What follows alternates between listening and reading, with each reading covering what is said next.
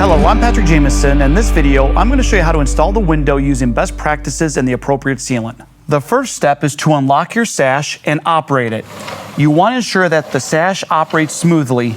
The next step is to remove the sash. Before we can remove it, we need to remove both top sash guides. One of the ways you can remove your top sash guide are with two putty knives, one that's more rigid and one that's flimsy.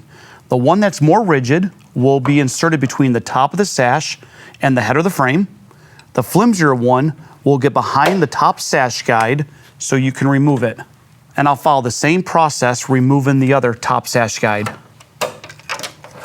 I'm going to set the top sash guides off to the side so I don't lose them. And now I need to remove the sash.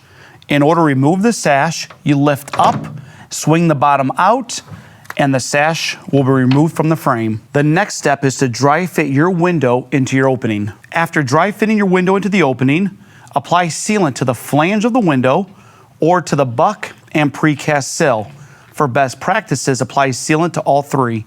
I've applied sealant and now I can set the window into the opening. Using the product approval, use the appropriate fasteners to anchor your window in the substrate.